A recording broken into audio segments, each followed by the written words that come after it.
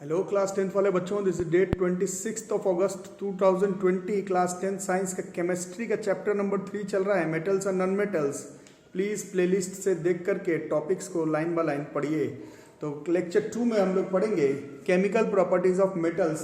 कल पढ़ लिया है, कल पढ़ लिया है, कल पढ़ लिया है, कल पढ़ लिया है physical properties of metals and non metals. आज पढ़ेंगे हम लोग केमिकल प्रॉपर्टीज ऑफ मेटल से स्टार्ट करेंगे। अब इसको पहले थोड़ा सा मैं चीज़ें बताऊंगा, उसको समझ लेना, फिर इसको हम लोग पढ़ेंगे आराम से।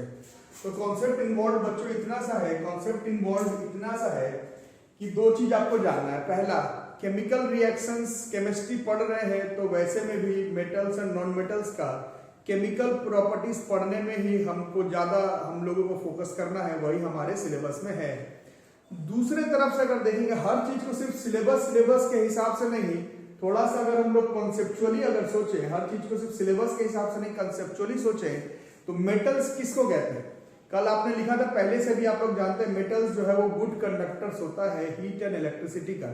तो ऑलमोस्ट सारे ही मेटल्स गुड कंडक्टर है हीट एंड इलेक्ट्रिसिटी के। तो ये जो 10th क्लास में ये जो चैप्टर है metals and non metals, actually में इसमें हम लोगों को मेटल्स को ढेर सारे केमिकल रिएक्शन से इन्वॉल्व करवा करके पता लगाना है कि हर मेटल तो कंडक्टर है ही, हर मेटल्स तो कंडक्टर है ही, हर मेटल तो कंडक्टर हीट इलेक्ट्रिसिटी का है ही, बट उन सारे मेटल्स में ज्यादा रिएक्टिव मेटल कौन है, कम रिएक्टिव कौन है। हर मेटल रिएक्टिव है, बट उस सारे मेटल्स जो रिएक्टिव है कंडक्टर्स है, उसमें ज्यादा रिएक्टिव कौन है और कम रिएक्टिव कौन है, ये पता लगाने के लिए भी हम लोगों को इस चैप्टर में ढेर सारा केमिकल रिएक्शंस एंड इक्वेशंस पढ़ना है। ऐसा नहीं कि बस सिलेबस में है इसीलिए पढ़ रहे हैं। साइंस का भी कॉन्सेप्ट अगर हम लोग सोचे, हर मेटल्स रिएक्टिव है, उन सारे मेटल्स में कौन सा ज्यादा रिएक्टिव है, कौन सा कम रिएक्टिव है, ये पता लगाने के लिए भी हम लोगों को 10th क्लास में, फिर आप लोग 11th में आएंगे, 12th में आएंगे, मेटल्स को बहुत सारे केमिकल रिएक्शन से अंडरगो करवाना पड़ता है, तब मालूम चलता है कि कौन सा मेटल ज्यादा रिएक्टिव है और कौन सा कम। जैसे सबसे पहला हम लोग को देखना है, what happens when metals are burned in air. सबसे पहला जानना है कि मेटल को एयर में बर्न करेंगे तब क्या होगा।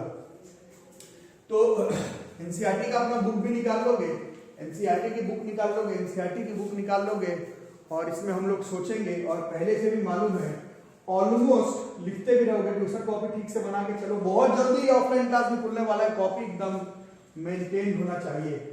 Almost all metals combine with oxygen to form metal oxides. ज्यादातर मेटल जो है बर्न इन एयर का मतलब क्या हुआ, एयर में बर्न होने का मतलब है ऑक्सीजन के साथ रिएक्ट करता है और मेटालिक ऑक्साइड बनाता है। तो अभी मैंने बताया हर मेटल ऑक्सीजन के साथ रिएक्ट करता है, मेटालिक ऑक्साइड बनाता है। यह प्रूफ करता है कि हर मेटल रिएक्टिव है, बट कौन सा मेटल ज्यादा रिएक्टिव है यह पता लगाने के लिए ऑलमोस्ट हर मेटल तो ऑक्सीजन के साथ रिएक्ट करके मेटालिक ऑक्साइड बनाएगा, बट उसमें भी जो टेंडेंसी है, जो पैटर्न है, जो तरीका है मेटालिक ऑक्साइड फॉर्म करने का, वो थोड़ा सा हर मेटल में अलग अलग है। जैसे कि छोटे क्लास में भी आपने पढ़ा था और नहीं भी पढ़ा था तो जान लो, मेटल्स सच एज पोटेशियम और सोडियम, इसको बस हवा में रखते ही ये हवा में मौजूद ऑक्सीजन के साथ रिएक्ट करके आग पकड़ लेता है, जो कि शो करता है कि सोडियम और पोटेशियम रिएक्टिव तो है ही, बाकी मेटल्स भी रिएक्टिव है, बट बाकी मेटल्स को हवा में रखने पर वो आग नहीं पकड़ता है ऑक्सीजन के साथ। ये शो करता है कि पोटेशियम और सोडियम का रिएक्टिविटी बाकी मेटल से ऑक्सीजन के साथ रिएक्शन में ज्यादा है। बाकी टू प्रोटेक्ट, उसको बचाने के लिए एंड प्रिवेंट एक्सीडेंटल फायर्स, आग वगैरह हवा में रखते ही लग जाएगा, इस वजह से उसको हम लोग केरोसिन ऑयल में केप्ट इमर्ज्ड करके रखते हैं। केरोसिन ऑयल के अंदर उसको इमर्ज्ड करके रखा जाता है सोडियम और पोटेशियम को। दूसरा, ऑर्डिनरी टेम्परेचर मतलब रूम टेम्परेचर्स में metal such as aluminium, zinc, lead, magnesium, पहले चैप्टर में भी था, ये सब को जैसे आप रूम टेम्परेचर पे रखेंगे, आपको कुछ करना नहीं, आपको कुछ करना नहीं, आपको कुछ करना नहीं है, खुद ही इन सब के ऊपर एक ऑक्साइड का लेयर का फॉर्मेशन हो जाता है, जो कि ये शो करता है कि metal such as aluminium, magnesium और जिंक और लेड, ये सब काफी रिएक्टिव है, इन सब का रिएक्टिवनेस ऑक्सीजन के साथ बहुत ज्यादा है। आपने कोई केमिकल रिएक्शन करवाया नहीं, बस हवा में छोड़ा और इसके ऊपर एक ऑक्साइड का लेयर बन जाता है, जो कि शो करता है कि ये सोडियम पोटेशियम के कंपैरिजन में तो कम रिएक्टिव है, क्योंकि उसमें तो हवा में रखते ही आग लग जा रहा था, बट रिएक्टिव तो है, बिना कुछ किए भी हवा में मौजूद ऑक्सीजन के साथ रिएक्ट करके एक ऑक्साइड का लेयर बना देता है, जो कि इसको फर्दर ऑक्सीडेशन होने से रोकता है, और ज्यादा ऑक्सीडेशन होकर के खराब ना हो जाए उससे रोकता है। यहां पर एक वर्ड है, फर्स्ट चैप्टर में पढ़े थे, मेटल्स का कोरोजन का ही एक टाइप रस्टिंग होता है ना, मतलब हर मेटल पे रस्टिंग वर्ड नहीं बोलते हैं, बट मेटल का कोरोजन, मेटल का ऑक्सीडेशन रुकता है जब उसके ऊपर खुद से एक ऑक्साइड का लेयर बन जाता है तब, ठीक है। तो at ordinary temperature, surfaces of metals such as aluminium, zinc, lead, etc. are covered with a thin layer of oxide, खुद से ही हो जाता है, which prevents the metal from further oxidation, तो further oxidation से बचाता है। अब देखेंगे आयरन। आयरन को हवा में छोड़ो, आग लगने का कोई कॉन्सेप्ट नहीं है। आयरन के ऊपर हवा में ही ऑक्साइड का लेयर बनने का कोई चांस नहीं है। इतना ही नहीं, आयरन तो हीट करके बर्न भी नहीं होता है, जलता भी नहीं है ऑक्सीजन के साथ, लेकिन आयरन का अगर बहुत छोटा छोटा टुकड़ा करोगे और उसको फ्लेम ऑफ बर्नर पर डालोगे छोटा छोटा टुकड़ा करके, तो बहुत तेजी से रिएक्ट करता है आयरन। तो देख रहे हो, रिएक्शन तो वही है, यहां पर भी मेटल ऑक्सीजन के साथ रिएक्ट करके मेटेलिक ऑक्साइड बनाएगा, बट ऑक्साइड बनाने का पैटर्न देख रहे हो अलग अलग है। सोडियम पोटेशियम हवा में आग लग गया, एल्यूमिनियम हो गया, जिंक हो गया, लेड हो गया, मैग्नीशियम हो गया, इसके ऊपर ऑक्साइड का लेयर बन जा रहा है। आयरन को जलाने के बावजूद ये ऑक्सीजन के साथ रिएक्ट नहीं करेगा, बट इसका छोटा छोटा टुकड़ा कर करके बर्नर ऑफ द फ्लेम में डालोगे तो बहुत तेजी से इसमें आग पकड़ लेता है। उसके बाद मेटल सच एज कॉपर, ये ना जलेगा, ना इसके ऊपर ऑक्साइड का शुरुआत में लेयर बनता है, ना यह हवा में आग पकड़ता है, लेकिन मेटल को अगर बहुत ज्यादा गर्म कर दो, रिएक्ट तो नहीं करेगा, बट गर्म करने के बाद ये भी चैप्टर 1 में आपको पढ़ना था, ये भी एक ब्लैक कलर का कॉपर ऑक्साइड का लेयर बना देता है ना। ये फर्स्ट चैप्टर में हम लोग ने पढ़ा था। तो कॉपर भी देख रहे हैं, ये भी अंत में बनाता है कॉपर ऑक्साइड, बट इसका भी ऑक्साइड के साथ रिएक्शन, ऑक्सीजन के साथ रिएक्शन करके ऑक्साइड बनाने का टाइप जो पैटर्न है वो आयरन से अलग है, वो एल्यूमिनियम से अलग है, ये सोडियम से अलग है, ये पोटेशियम से अलग है, मैग्नीशियम से अलग है। उसी तरह से कुछ एकदम मेटल्स है, वो सिल्वर और गोल्ड, ये रिएक्ट नहीं करता है ऑक्सीजन के साथ इवन एट हाई टेम्परेचर। इसीलिए यहाँ पर ऑलमोस्ट ऑल मेटल्स लिखा गया था, क्योंकि metal such as silver and gold जो है वो रिएक्ट नहीं कर रहा है ऑक्सीजन के साथ इवन एट हायर टेम्परेचर। तो मान लो यहीं पर चैप्टर खत्म, अब मेरे को पढ़ाना नहीं है भाई, अब बंद करो, ये चैप्टर खत्म, आगे मैं नहीं पढ़ाऊंगा। ऐसे ही अगर बोल करके इस चैप्टर को अगर खत्म कर दिया जाता, तब रिएक्टिवनेस क्या हुआ मेटल का, तब उस हिसाब से अभी तक जितना पढ़े हैं उस हिसाब से अगर रिएक्टिवनेस देखा जाए तो सोडियम पोटेशियम का ज्यादा लग रहा है, इसके बाद एल्यूमिनियम, जिंक, लेड, आयरन आ रहा है, उसके बाद कॉपर आ रहा है, और फिर सिल्वर और गोल्ड एक्सेट्रा आ रहा है। ऑक्सीजन के साथ रिएक्शन से इस तरह का केमिकल रिएक्टिविटीज ऑफ मेटल्स पता चलता है। लेकिन आप देख रहे हैं इससे सारी राज की बात नहीं पता चली। इससे ये तो पता चला कि पोटेशियम सोडियम ज्यादा रिएक्टिव है, बट पोटेशियम सोडियम में ज्यादा रिएक्टिव कौन है ये नहीं पता चला। इसमें ये तो पता चला iron, zinc, lead, calcium, iron, zinc, lead, magnesium एक जैसा ऑक्साइड का फॉर्मेशन करता है, बट इन सब में कौन ज्यादा रिएक्टिव है ये तो नहीं पता चला। आयरन कॉपर मोटा मोटी एक जैसा ही है, सिल्वर गोल्ड दोनों ही रिएक्ट नहीं कर रहा है। तो एक मोटा मोटी हमें तो पता चल गया कौन ज्यादा रिएक्टिव है कौन कम, बट इसमें से भी कौन ज्यादा है कौन कम है, किसका बाकी और किस तरह से केमिकल प्रॉपर्टीज है वो अभी हम लोगों को देखना बाकी है। तो पहला नंबर पर what happens when metals are burned in air में, यहां तक पहले ध्यान से लिख लो।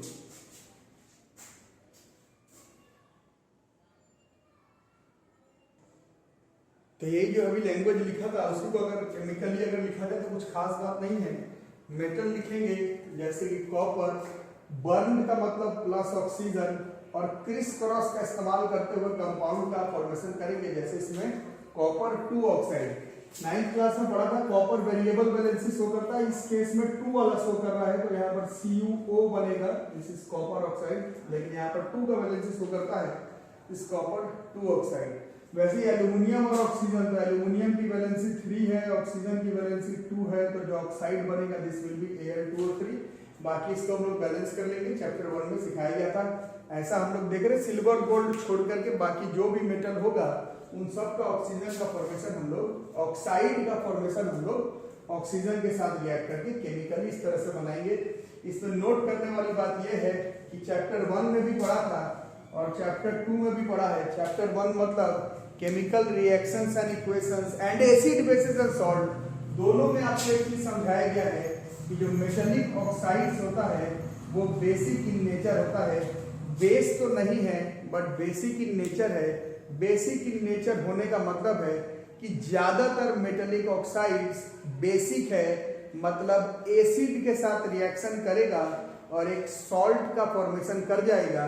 Basic in nature chapter 1 chapter 2 में नहीं पढ़ा है तो एक बार पढ़ लो। ज्यादातर मेटालिक ऑक्साइड्स जो होता है वो बेसिक इन नेचर होता है। ज्यादातर metallic oxides are basic in nature. अब देखो बच्चों, अभी तक तो हमने पढ़ा चैप्टर 1 और चैप्टर 2 में कि ज्यादातर मेटालिक ऑक्साइड्स जो होता है, ज्यादातर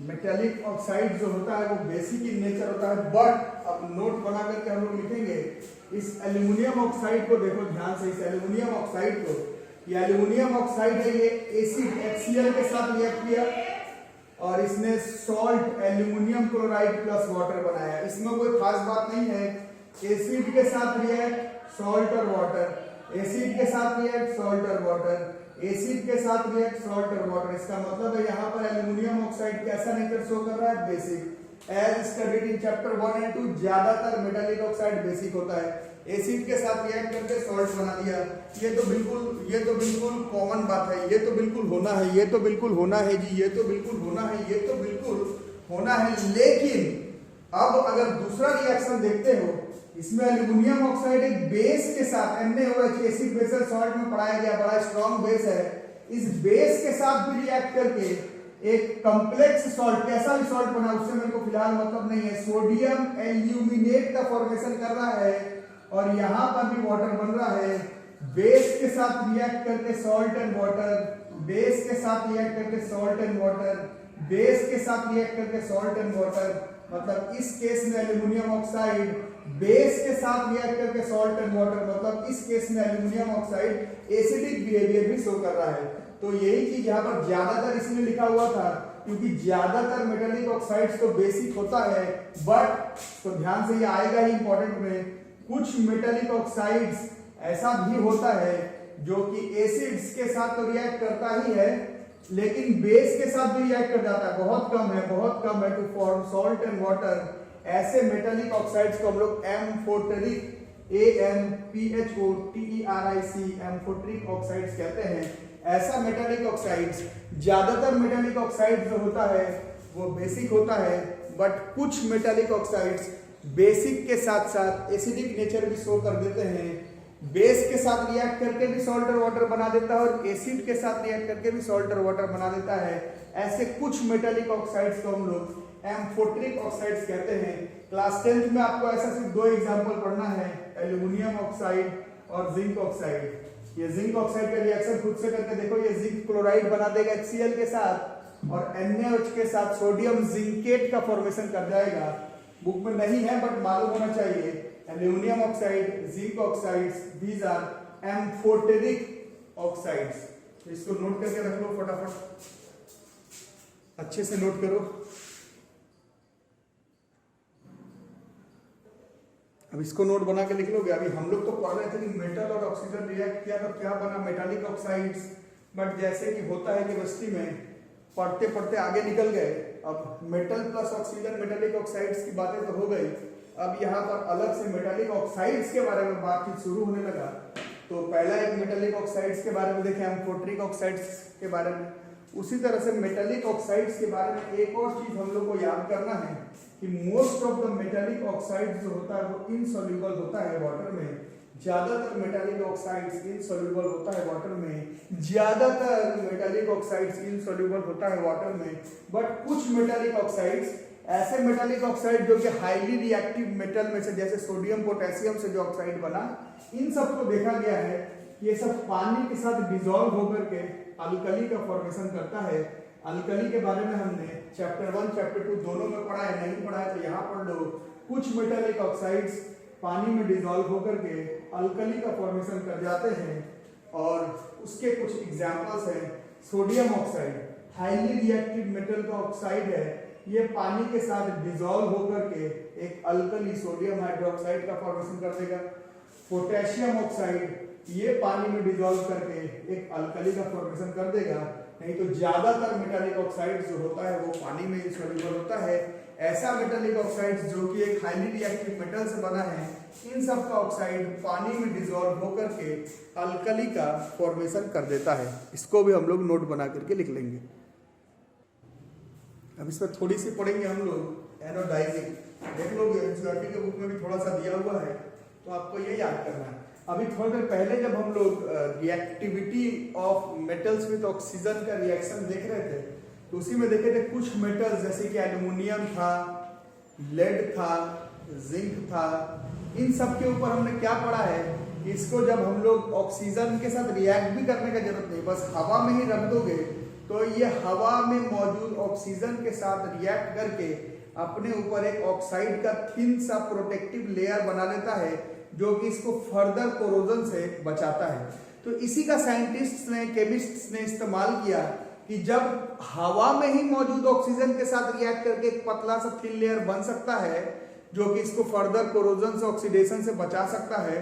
तो एल्युमिनियम तो एक काफी महंगा मेटल माना जाता है, सब तरफ इसका इस्तेमाल है। आप लोग देखे हैं यूटेंसिल्स से लेकर के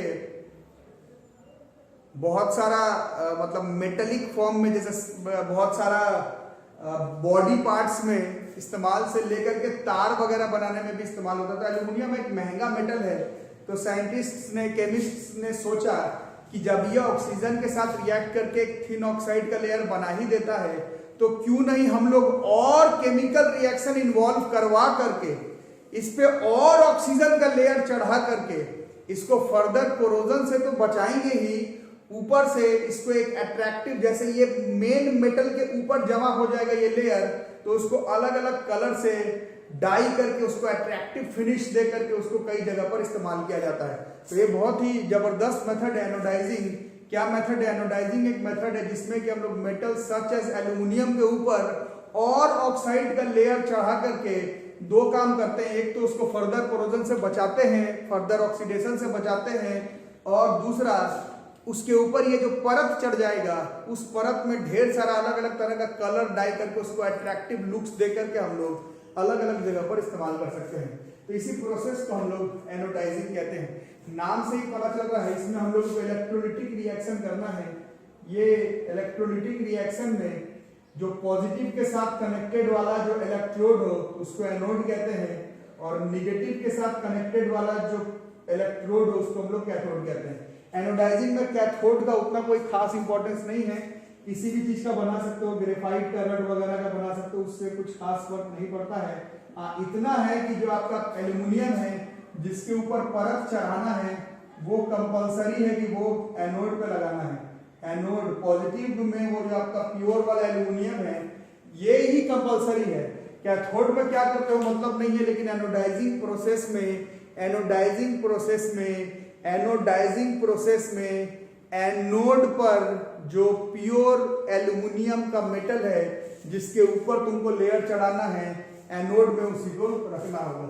फिर क्योंकि इलेक्ट्रोलाइसिस रिएक्शन कर रहे हैं, इसमें पानी लेंगे H2O, और इसमें एक इलेक्ट्रोलाइटिक सॉल्यूशन बनाने के लिए इसमें हम लोग एक एसिड को ऐड करेंगे, जैसे कि H2SO4 सल्फ्यूरिक एसिड वगैरह को ऐड करेंगे। इसका केमिकल रिएक्शंस आपके स्कूल एग्जामिनेशन के पॉइंट ऑफ व्यू पर नहीं है, नहीं दिया हुआ है, बट थोड़ा सा जानना है कि क्या होता है। तो इस सिस्टम को अरेंज कर लिए, H2SO4 और वाटर लिया हुआ है इलेक्ट्रोलिटिक सॉल्यूशन में, और स्विच को ऑन कर देंगे, करंट पास करने लगेगा, और इसमें इलेक्ट्रोलिटिक रिडक्शन होगा वाटर का, जो कि हम लोग ने चैप्टर 1 में पढ़ा था। वाटर टूटेगा H+ और O2- में। ये जो ऑक्सीजन का 2 निगेटिव है, ऑक्सीजन का जो निगेटिव है, ये एल्यूमिनियम जो कि पॉजिटिव के साथ कनेक्टेड है, उसके तरफ चिपकने लगेगा।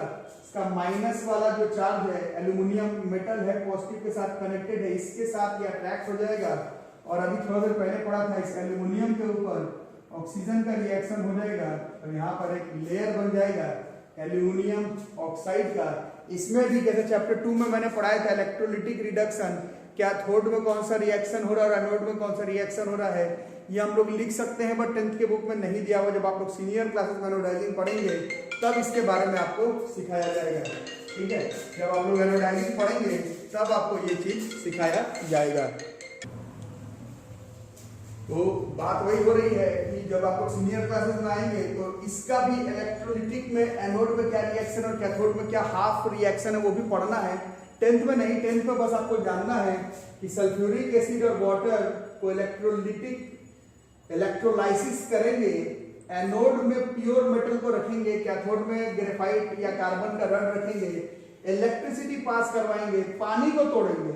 इसका जो ऑक्सीजन का निगेटिव आयन है ये एल्यूमिनियम के साथ अट्रैक्ट होगा क्योंकि एनोड पॉजिटिव के साथ कनेक्टेड है और ये एल्यूमिनियम और ऑक्सीजन रिएक्ट करके Al2O3, इसका रिएक्शन आपको नहीं पढ़ना है 10th क्लास में, बस डेफिनेशन जानना है। तो जब ये खुद से ही हवा में ही मौजूद ऑक्सीजन के साथ रिएक्ट करके एल्यूमिनियम ऑक्साइड बना सकता था, तो जब अब हम लोग अलग से ऑक्सीजन के साथ रिएक्ट करवा करके इसके ऊपर एक लेयर बनवा देंगे, इसके ऊपर एक लेयर बना देंगे और फिर इसको बाहर निकाल देंगे और लेयर को हम लोग अलग अलग तरह से डाई करके इसको बड़ा एक अट्रैक्टिव खूबसूरत सा कलर दे देंगे और जहां जहां इस्तेमाल है वहां पर इस्तेमाल कर लेंगे। तो ये है हमारा एनोडाइजिंग प्रोसेस और ये पहला केमिकल प्रॉपर्टीज हो गया। रिएक्शन देख लिया मेटल का हमने ऑक्सीजन के साथ, तो रिएक्शन तो देख रहे थे मेटल का ऑक्सीजन के साथ, लेकिन मेटेलिक ऑक्साइड के बारे में भी कुछ बातें जो है वो हम लोग ने सीख ली। कल हम लोग इसके नेक्स्ट क्लास में और बहुत सारा केमिकल रिएक्शंस लाएंगे। तब तक के लिए वीडियो को लाइक करके रखो, चैनल को सब्सक्राइब और दोस्तों के साथ और घर पे भी सब तरह के नंबर से सब्सक्राइब करके रखो, शेयर करके रखो। ठीक है, तो मिलते हैं कल के वीडियो में, तब तक के लिए थैंक यू।